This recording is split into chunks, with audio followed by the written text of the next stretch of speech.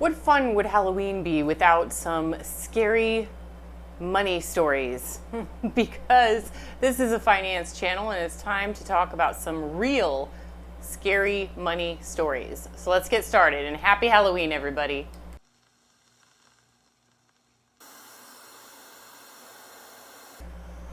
All right, so I'm going to be telling you guys 3 stories about people that I do know. These are first-hand stories of people in my life that I know.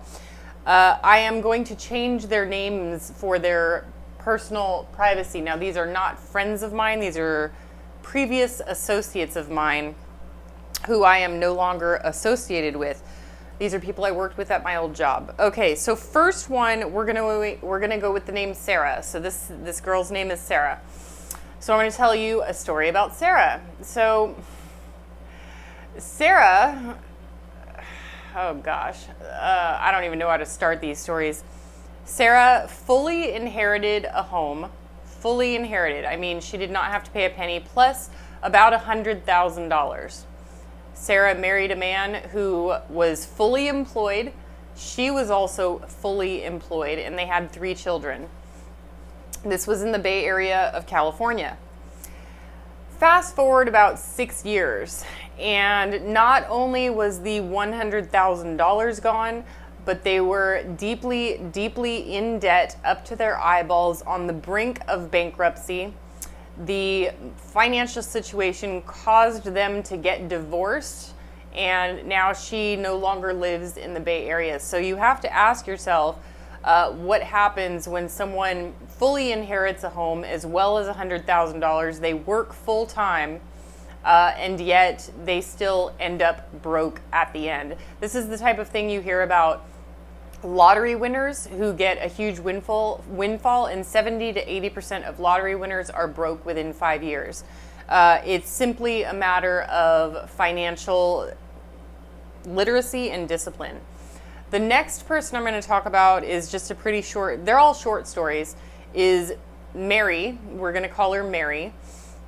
So Mary filed for bankruptcy because she could not keep her spending under control.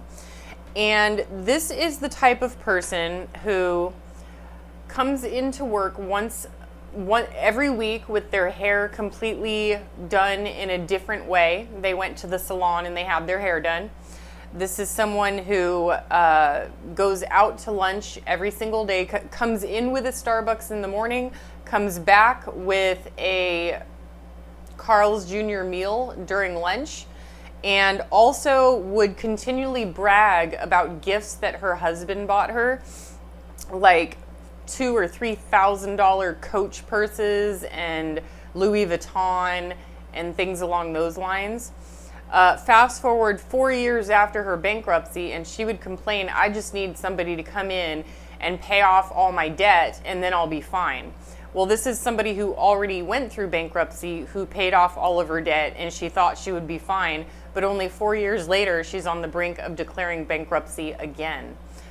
She was fully employed, full-time work. Her husband was fully employed with full-time work. Again, 3 children.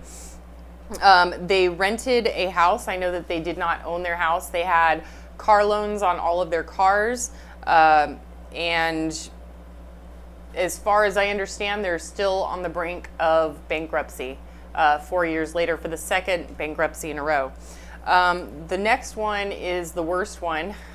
This person, I want to shake them. I just want to grab them by the shoulders and shake them. So this one, we're going to go with the name Jane. And these are all people that I worked with on a first-hand basis. So Jane declared bankruptcy in the past. She was fully employed. Her husband was fully employed. It was just her and her husband. Her children had been fully grown and moved out on their own. Her and her husband rented a 3,000 square foot house in the Bay Area of California with the swimming pool and all that good stuff. She was getting credit card calls all the time because she wasn't paying her credit card bills. They had already declared bankruptcy, and now she was going through the process of declaring bankruptcy for the second time, and it went through somehow. The bankruptcy went through. So you would think, okay, Jane's learned her lesson. So, she's gone through 2 bankruptcies now. Maybe it's really time to get in and control their spending. I don't know how, because I thought that after bankruptcy, you couldn't get a loan for 7 years. But the week after, like 1 week, with not even 7 days, so she went bankrupt on Friday, and by Tuesday, her and her husband had already purchased a new motorhome, like a $75,000 new motorhome, and a brand new Harley Davidson.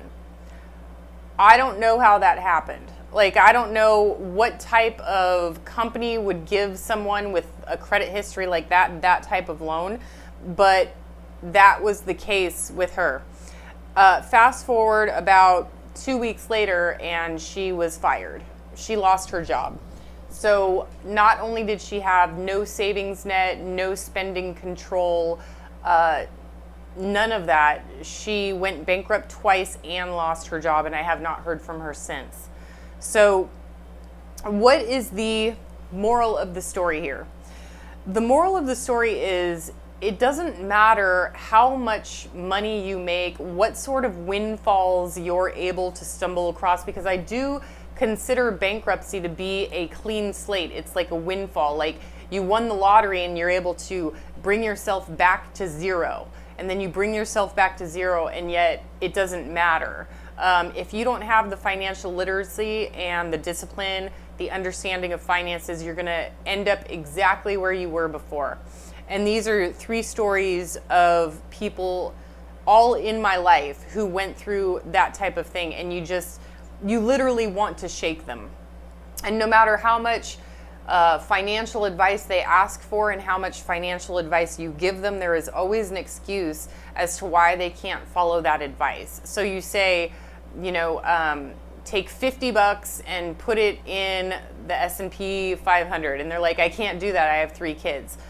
Well, doesn't your husband have a full-time job too? Yeah, but all of those are going towards our car payments. It's like, okay, then make bigger payments on your car loan. Well, we can't do that because, okay, we'll get rid of the cable. We can't do that because we have kids. Okay, lower your cell phone bill. Nope, I'm on a family plan. I'm not going to lower my bill.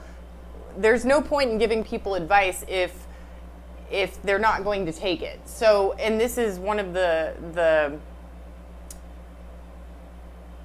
opportunities for improvement that I come across on a near daily basis is people will make excuses all the time. The husband won't get a second job, the wife won't get a second job to increase their income. So there's always a reason as to why they will continue this cycle over and over and over. And again, if you come into a windfall, I've told you guys this before, tax time comes around, these people get $12,000 checks and they blow it.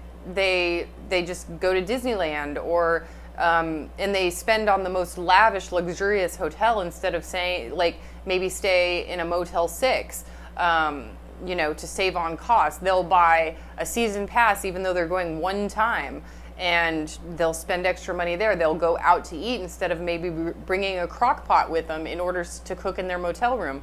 It's things like this where if you get a $12,000 windfall, you can still go to Disneyland, but you can do it for maybe $3,000 instead of $12,000, but they choose not to do that because I worked hard and I deserve it. So it is literally a matter of discipline. And I would like to hear some of your stories in the comment section. And I know I've heard from viewers of mine in the comment section saying that they blew through a certain inheritance. I would like to know if you've done that. I'm not shaming you. I'm just asking what was going through your mind as you were spending that money.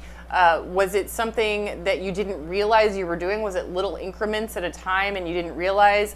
What was it that made you come to the conclusion that you should not save or invest it or put it towards your debt? I'm just curious because I've never had a situation like this where I got a huge windfall and just decided to spend it. So I would like to know your thoughts on this. Go ahead and leave a comment in the comment section below. If you've made it this far, go ahead and check out my book, Living on Almost Nothing. I will leave a link in the description below. And don't forget, if you believe that you can or you believe that you can't, you are right. Prepper Princess out. Life looks really difficult for you. Look at you just slaving away. It looks really, really tough. Is it hard? Is it hard being a dog? It looks really hard. I'm just saying. I wouldn't be able to do what you do. You work so hard at being a good boy. At being a good boy. Oh, look at that ear. Look at right there. Oh, yes. Oh, yes. That's good stuff. Do you know how cute you are? Do you even know this? Do you even care how cute you are? Do you care how cute? Oh, there's the paw. There's the, yep, let's stretch it out. Oh, stretch. Oh, stretch in the belly and the spoiled boy in the butt. Yes, get that butt. Gotta get that butt. Oh, it's so hard. It's so hard to, oh, the paw again? Okay. It is so hard being a dog. It's so tough. Oh,